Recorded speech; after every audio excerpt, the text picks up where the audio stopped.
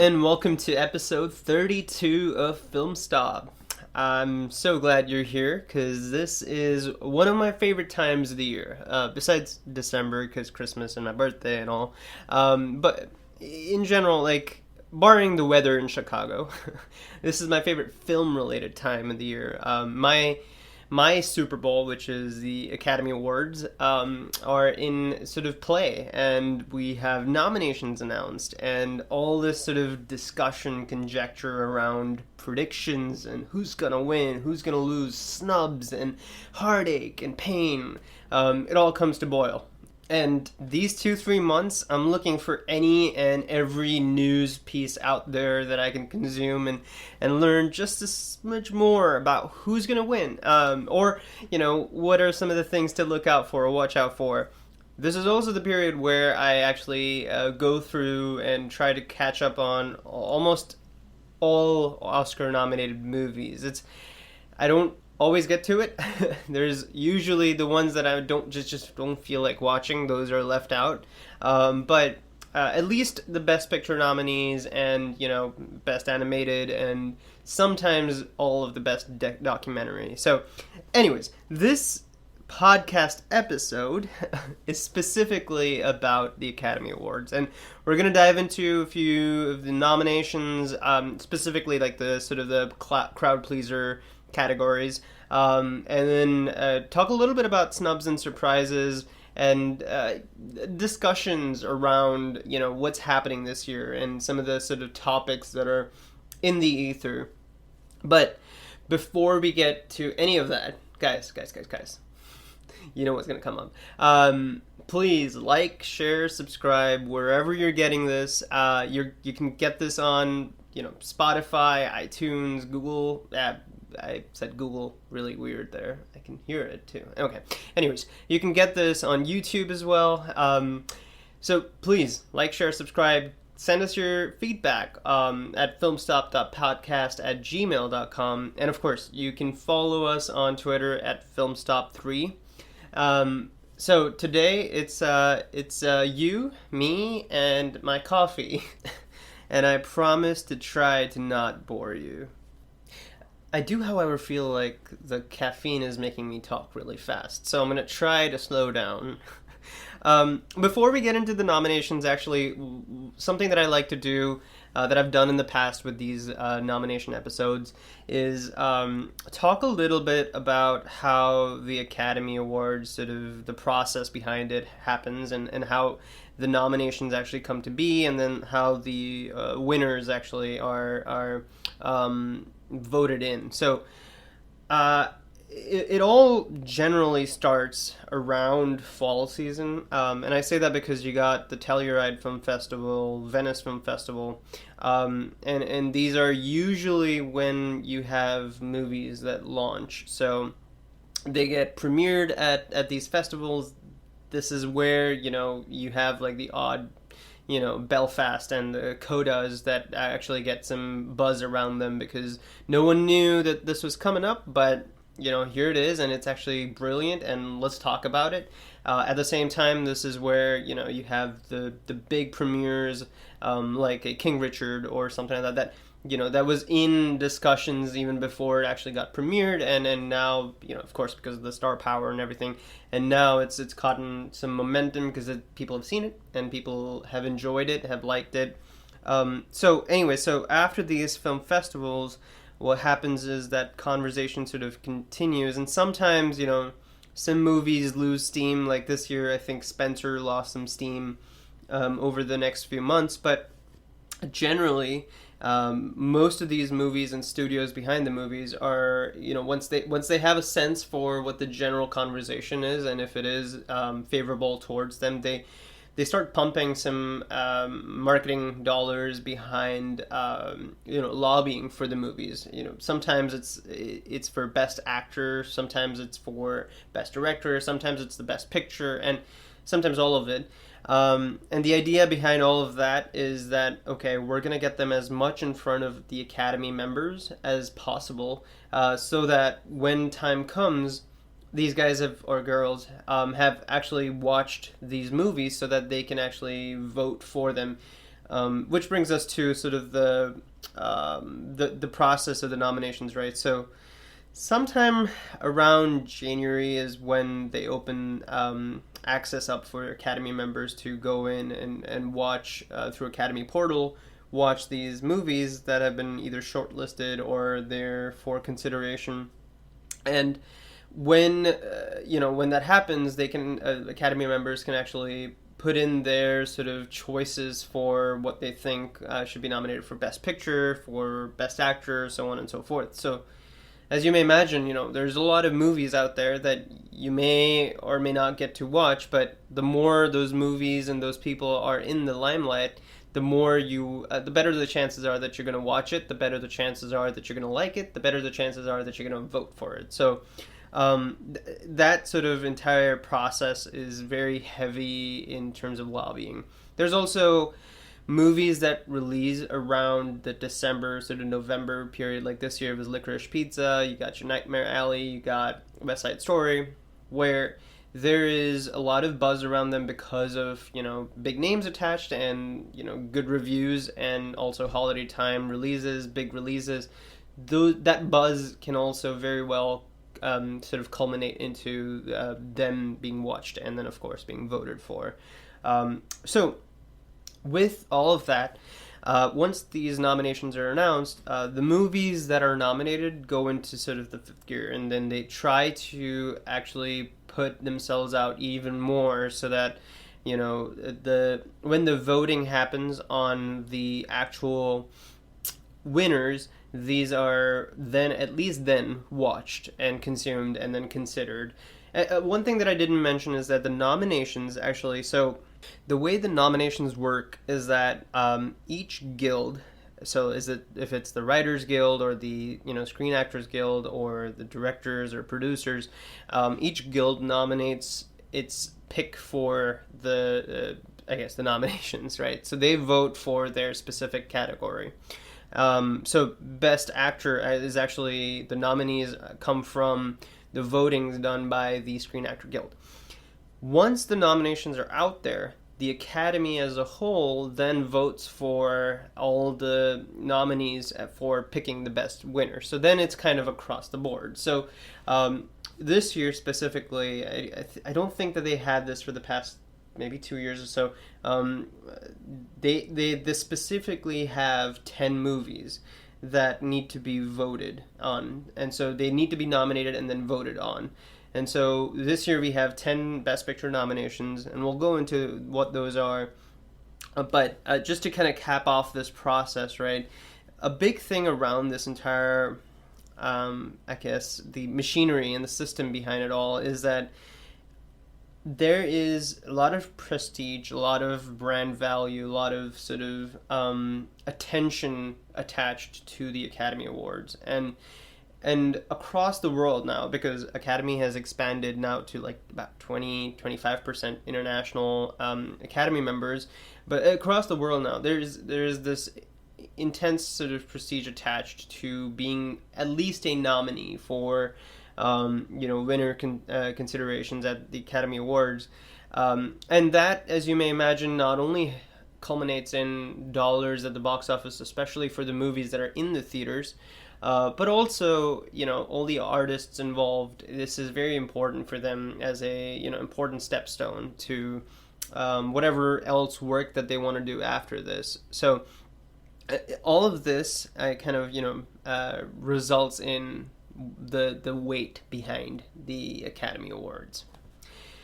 With that, I hope that helped. But with that, I would like to dive into the actual nominees themselves. We're going to start off with just kind of going over some of the supporting actor nominees and then the supporting actress nominees. Then we'll dive into Best Actor, Actress, and then into Director and then Best Picture. So Best Supporting Actor, we got Troy Kotsur from Coda. We got Cody Smith-McPhee from The Power of the Dog. We got J.K. Simmons from Being the Ricardos. Kieran Hines from Belfast, and then Jesse Plemons from The Power of the Dog. So 2 nominations right there for Power of the Dog. with Cody Smith-McPhee and Jesse Plemons, and then you got J.K. Simmons, because J.K. Simmons is like a little bit of a Academy favorite, so I think he's nominated or he's in there because of mainly that. There were a few other performances that were sort of discussed as maybe better than his, but hey, he's there and we all love JK. Kieran Hines is from Belfast, and then Troy Kotzer from Coda. This one is a tough one. I don't think J.K. Simmons is going to win. I don't believe Jesse Plemons is going to win, because between, when they're voting for Power the Dog and supporting actors, I have a feeling that people will tend towards, voting for Cody Smith-McPhee. That said, a lot of the times the voting is done from this thought process of like, okay, I am going to vote for a clear winner in my mind, rather than, I can't pick between two from the same movie and in the process both get hurt. So there is a chance. I'm rooting for Troy Kotzer from Coda. I think he's a brilliant actor. This was his big break. He's actually deaf in real life, and I think it's a great chance for someone representing the community to actually get out there, to be able to represent and win it for the community. I think, and it's not one where it's like a charity case either. It is one where he strongly deserves it. I think he did a great job with those characters. I think for me, he grounded Coda. So I think Troy Kotzer overall, but there's a good chance Kieran Hines takes it. So I think it's between Troy and Kieran, to be honest. All right, moving on to Best Supporting Actress. This one's a tough one too. So you got Kirsten Dunst for The Power of the Dog, Ariana DeBose for West Side Story. You got Jessie Buckley, The Lost Daughter. You got Ingenue Ellis for King Richard, and then you got Judi Dench for Belfast. Judi Dench was a surprise here because most people did not expect her. People were, I wouldn't say bummed about this one, but I think there was a lot of people who would have liked Katrina Balfe from Belfast to have been nominated for it. However, this is the list as it stands right now. So amongst these five, I don't think Judi Dench is going to win as much as she is a favorite. Again, kind of similar to J.K. Simmons, a favorite of the Academy. However, I don't think deserving in this case. I think that it is somewhere between. Okay, let me just say my favorite out of the five is actually Jessie Buckley from The Lost Daughter. For those who haven't seen it, it's Maggie Gyllenhaal's first directorial debut. It's a very interesting take on motherhood. This sort of like a very thriller, psychological sort of take on what it is to be a mother, what it is to go through the beats of being who you are and being who your kids need you to be, and then being who your family needs you to be, and then being who society needs you to be. So I think between her and Olivia Colman, both are nominated.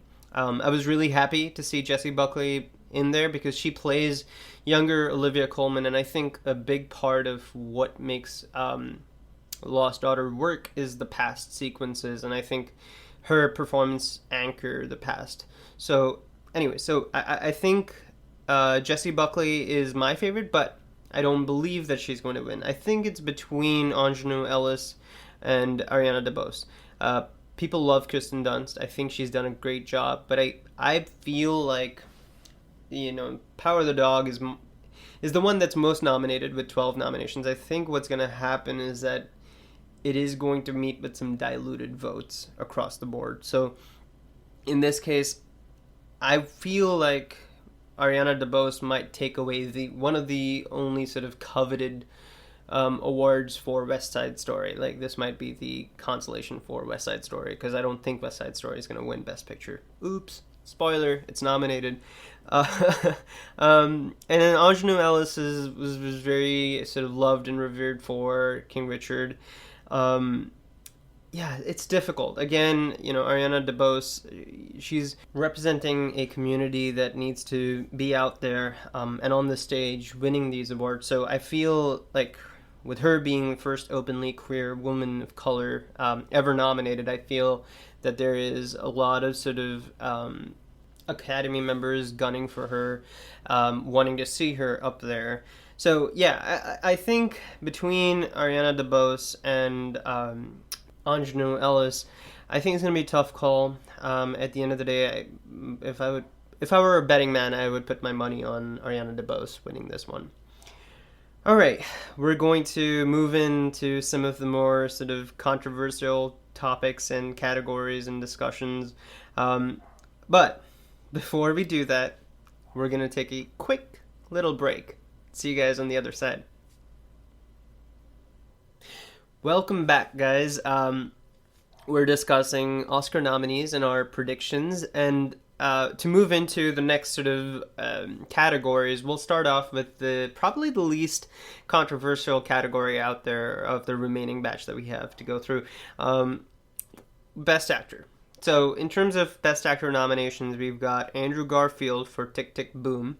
We got Benedict Cumberbatch for The Power of the Dog. Javier Bardem for Being the Ricardos. Denzel Washington for The Tragedy of Macbeth. Will Smith for King Richard. Okay, so my particular favorite here would probably be Andrew Garfield for Tick, Tick, Boom.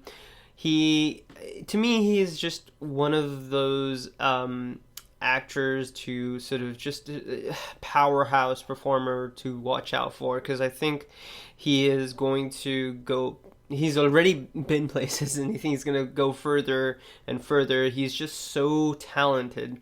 The fact that he didn't know how to sing before doing the movie, and yet with Tick Tick Boom, where the movie is based on Jonathan Larson's life, and it is a little bit of an autobiographical musical by the playwright himself. He's of course no more, but it's his story as an aspiring composer in New York City, and before Rent actually happened, it's his sort of path to that and his journey through all of it as an artist, as someone sort of navigating love and friendship and career and ambition and all of those things between. I think the fact that Andrew didn't even know how to sing before this movie, and he gets in here and he gives it his shot, and he's freaking brilliant at it, is something that I think should be commended, and especially because Tick Tick Boom is not in the Best Picture category again. Spoiler. I feel like there would be some love for him there. However, I have to concede, I think this is finally Will Smith's chance. It's his to lose. I think he has been nominated before, and he's never won. And I think this time around, with King Richard, with a author-backed character, a script that is loved, and a movie that is constantly being talked about, I think it's his to lose. And, in my mind, it's well-deserved. He has taken a lot of time to get here. He has done a lot of good work in the process. One of my favorite movies of all time, Pursuit of Happiness, is one of his best performances, in my opinion. And so, if he wins it, I wouldn't be hurt about it. All right, let's move into Best Actresses. So we've got Jessica Chastain for The Eyes of Tammy Faye. We got Olivia Colman for The Lost Daughter. Kristen Stewart for Spencer. Nicole Kidman for Being the Ricardos. Penelope Cruz for Parallel Mothers. So the least chances here, in my opinion, is probably Penelope Cruz for Parallel Mothers. People were kind of surprised that she got nominated anyway in here, and and really hurt that Lady Gaga didn't make it for House of Gucci. So much so that people were at my throat on Twitter. There are a lot of Gaga fans out there who will go to any extent for her. That's all I'm going to say. But the thought process there is that the surprise is Penelope Cruz making it in there for Pedro Almodovar's film Parallel Mother, instead of House of Gucci and Lady Gaga. You know, I don't really care. I don't really care much about it because I have not watched House of Gucci, admittedly, but everything that I've heard really mixed sort of reviews from people I trust, I like. They have sort of come back and said this is not her strongest performance. She's not, you know, the accent is one part of it, but it's tonally very, you know, inconsistent as a performance, and I don't know if I blame her for that or, you know, Ridley Scott for that. Regardless, you know, it's what comes out to the audiences. I think she is loved by the Academy. I think she is loved, of course, by her fans, and I think the rest of the world as well. And she is a very strong sort of campaigner. But, you know, that doesn't always result in a nomination, and I think this is the case where either Penelope or Kristen Stewart sort of edged her out, because Kristen Stewart's performance as Princess Diana in Spencer is ethereal, is you know, almost fantasy-like. It's this dreamy sort of. The movie itself has a very sort of dreamy feel to it, and of course everything related to Diana has been done before many times, but this one just had a very organic take to it, very different. And I'm glad to see her in here because Spencer hasn't really gotten much. In terms of who's gonna win it, I genuinely feel like it's between Olivia Colman and Kristen Stewart. There is going to be the sort of the older Academy member that might go for Olivia Colman. I think she was brilliant. Don't get me wrong. She deserves almost every nomination and award out there whenever she gets it. And I think Olivia Colman has many more to come. But I do think that with this one, with what Kristen Stewart has done with Spencer, I think that she deserves it a little bit more than Olivia Colman. And I think that the younger Academy members will see that for what it is. And yeah, I think Kristen might win. All right, so with that, we're going to move into our second to last category. And this one is my particular favorite one. I always sort of follow this very closely. It's Best Director. So we've got Jane Campion for The Power of the Dog. We've got Kenneth Branagh for Belfast. We got Ryosuke Hamaguchi for Drive My Car. Steven Spielberg for West Side Story, and then Paul Thomas Anderson for Licorice Pizza. I'm gonna, you know, just put it out there. I am not the greatest PTA fan. He's a auteur director. Everyone knows it. I'm not gonna question it. I personally am not the greatest fan of his kind of cinema. And so I don't really want him to win for Licorice Pizza. And also, I don't think this is his best film anyways. I think he's done better. And so I'm going to, in my mind, put him at the bottom. I feel, however, the one at the bottom of this list is probably Hamaguchi for Drive My Car. Because I think for Drive My Car being an international film, and even with the 20-25% International Academy members, it is a tough one to watch. It's 3 hours long. It's a slow burn. I think those things will hurt more than help. So I think he's at the bottom, and then maybe PTA. And then Steven Spielberg, I don't think he's going to win it for this one. I don't think he has as much steam behind him for winning this. He's a favorite, so he gets nominated just as PTA. I think this one's between Jane Campion and Kenneth Branagh, and to be honest, I feel like this one will probably go to Campion. And the thing is, if Campion does win this, I think, my gut, is that the Power of the Dog is going to lose Best Picture. Because my sense is that it's going to be, because it's a little bit of a close race for Best Picture, I think people are going to switch their picks between, if they go with one for Best Picture, they'll switch for the Best Director. So in this case, I think that she will win Best Director, and then Kenneth Branagh will win for Best Original Screenplay. And I gotta say, I'm okay with that. Kenneth is having the time of his career right now with both Belfast and Death in the Nile in the audience's conversations.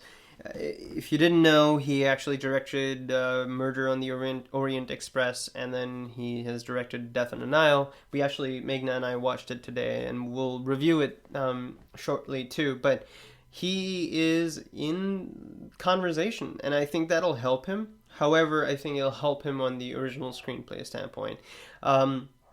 He is extremely talented. He was also the bad guy in Tenet. And he's he's Hercule Poirot in Hercule Poirot. I should say it maybe like that. In Death on the Nile and Murder on the Orient Express, he's greatly talented and deserves all the attention and all of that stuff. But I think, Jane Campion is going to win her second Academy. All right, now I am going to address the elephant in this recording, I guess. All right.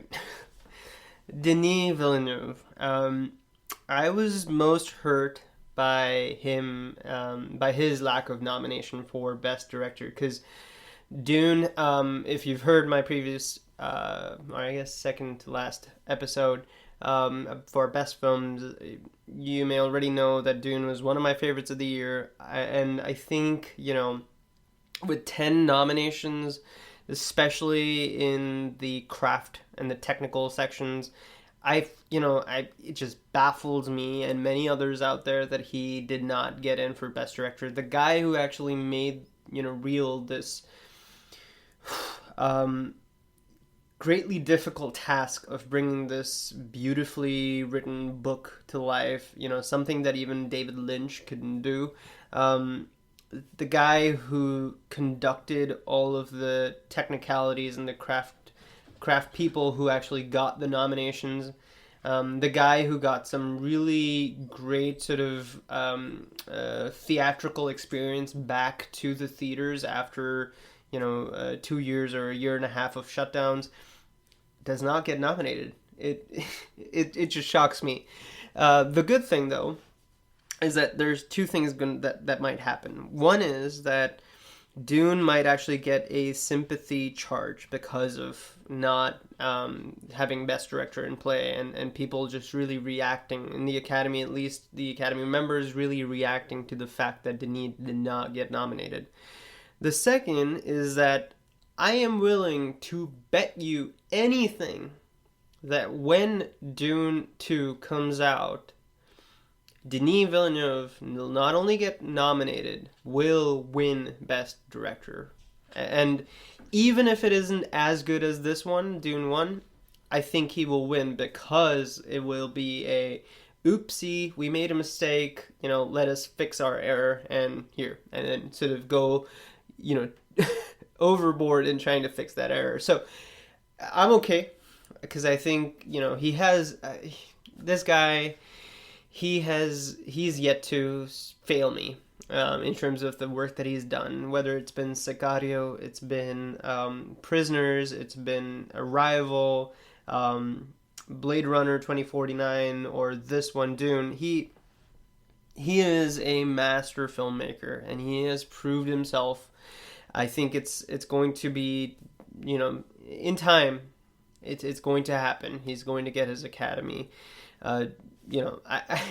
If I were talking about my favorite directors who need to get awards, he would probably be second, because you all know who the first one will be in that list.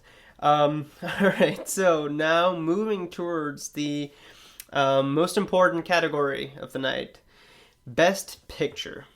All right, so we got 10 nominations here. We've got Nightmare Alley, we've got Don't Look Up, we've got Dune, Drive My Car, Belfast, Licorice Pizza, The Power of the Dog, West Side Story, King Richard, and Coda. All right, a lot to dissect here.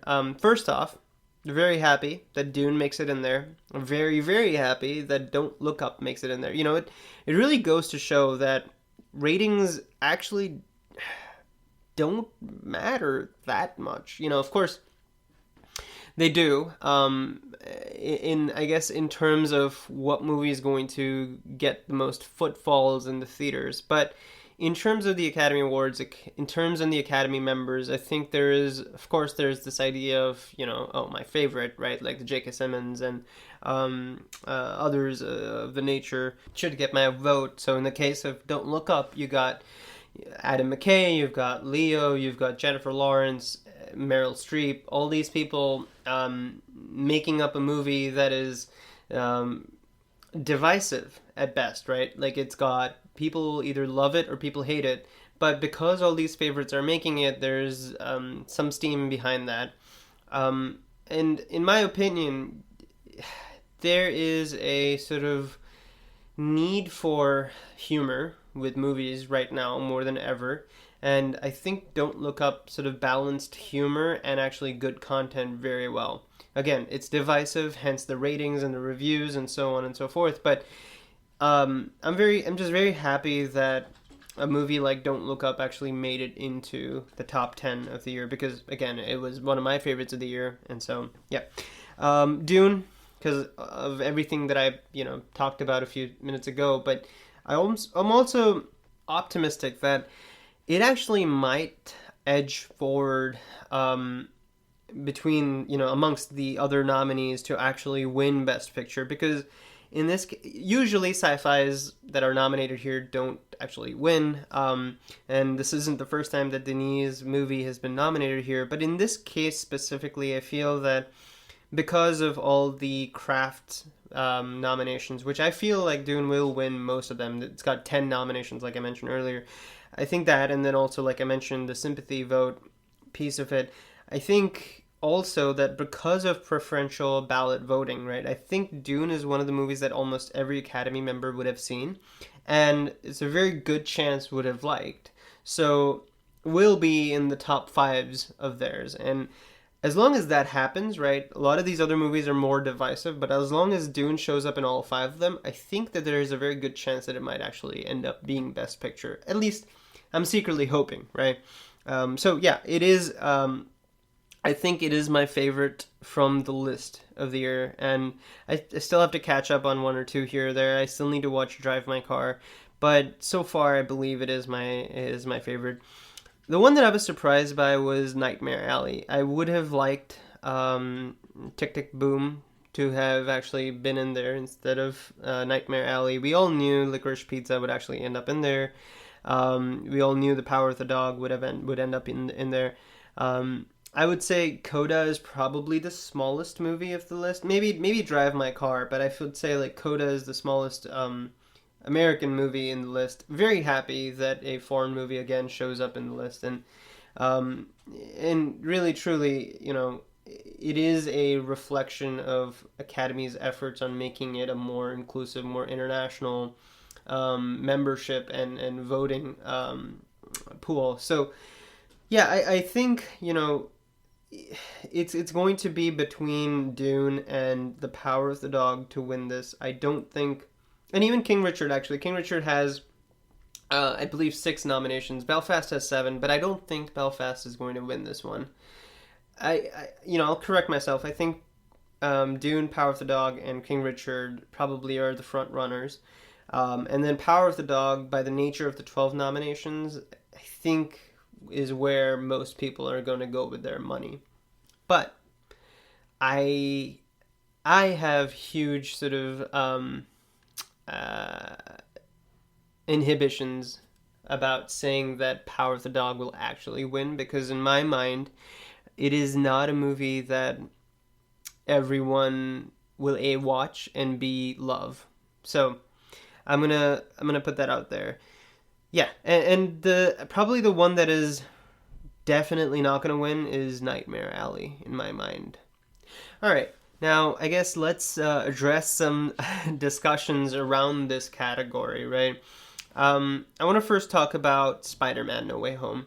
Um, I would have liked it to have been nominated for a few more awards. I think it got only visual effects, but and it was one of my favorites from last year. But when I look at this list and I think to myself, and I had actually predicted that actually No Way Home would show up in the list, mainly because I thought that it had a lot of sort of steam behind it. You know, a lot of people have watched it and all of that love for it.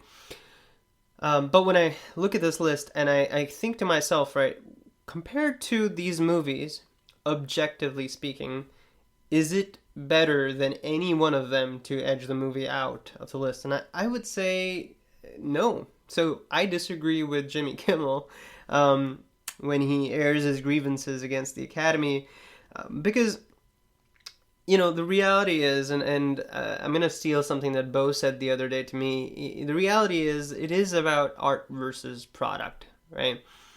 Spider-Man is a great experience and one that you should have in the theaters. I myself have watched it twice and really enjoyed him both times.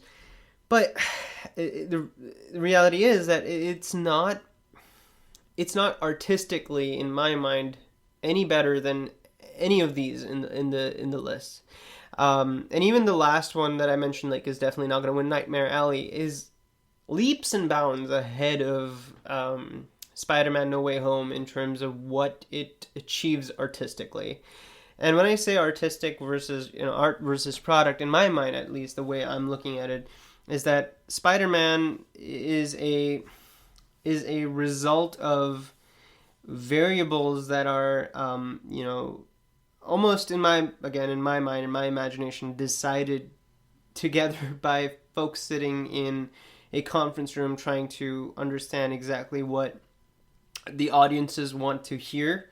You know, really tuning into their target segment, tuning into the value prop for the target segment, and then delivering that market prop. It is value prop, sorry, and it is you know, that great, you know, capability to listen to what the audience wants and delivering to them that makes that Marvel machinery so productive and so efficient at delivering good movies one after another. But that to me is not art, right? Art is something that you're making for yourself, that brings you joy for yourself. I'm not saying that, you know, obviously John Watts made it because he's very happy and excited for making it, and Tom Holland was making it because he's very excited about being Spider-Man. What I'm saying is that art, in my mind, any of these top 10 movies are not made keeping what makes the audience happy in mind. It is what makes me happy. I am making this because it is my way of communicating with society. It's my creative language that I'm putting out there.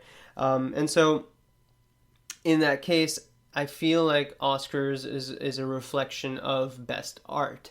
And also, I would say that at the risk of sounding, you know, bougie, I know that, but like at the risk of sounding bougie and also hypocritical, because I did say it's one of my best, my personal bests of the year. But I'll also say that Oscars is a platform where I think movies that don't actually get the attention and the love that are, you know, brilliant, avant-garde sort of pieces of cinema and art that go unnoticed when released. It's a platform for them, for those movies as well, to come out and more importantly, the voices behind those, the directors, the writers, the actors behind those movies to be you know, found and appreciated by the world. I think that is Academy Awards is a very important stage for that to happen, and I would hate for a box office phenomenon to cast a shadow on that piece. If that box office phenomenon is artistically every bit as brilliant as any of those movies, then yeah, sure, why not? I'm not saying the box office needs to be a particular variable that makes it affect. What I'm saying is that just because it's a box office phenomenon, I don't think that it should cast a shadow on these new voices that should be heard and should be sort of found. Anyways, I'm gonna, step out of my soapbox. I'm gonna really quickly call out another snub that I felt bad about was Green Knight. And I think this might be a case of how they positioned the release and the launch of the movie. I think it had a lot of speed and momentum behind it in the middle of the year. But they released it somewhere, in the second quarter. And I don't think that a movie like Green Knight can sustain or have enough sustained steam through the rest of the year to carry it to the nominations phase. And by the time nominations come, it's forgotten, rinsed out, and you got others taking its position. Also, I don't know how much they put behind campaigning that movie forward. So it could have been Dev Patel's nomination, and I think, I do feel bad about it, but I think that it is the studio that is responsible for that. All right. With that, we've come to the end of this episode. I will just quickly say that even though the Academy has not yet announced their host for this year, yes, they are going to have a host. I am very excited for the awards, and I hope that they try to do something different. They try to bring back the love and the audience that used to exist for this great awards show. And I say that because the past few years the TRP has been low on the show. And I also want to sort of ask you, if you're listening in, clearly you have some interest in this. I hope you watch it. I hope you sit down and give it your time, and I hope they do a good job of sort of respecting your time. So with that, like I said, we are at the end of this episode. I hope you liked this episode as well. Please share your comments, your feedback. We appreciate all of it. We've been getting some comments on YouTube. Guys, please comment. We love reading them. We love responding to them. And in the next episode, maybe someone will return, finally, to host with me. All right, guys. I hope to see you guys soon. Have a great one. Thank you. Bye.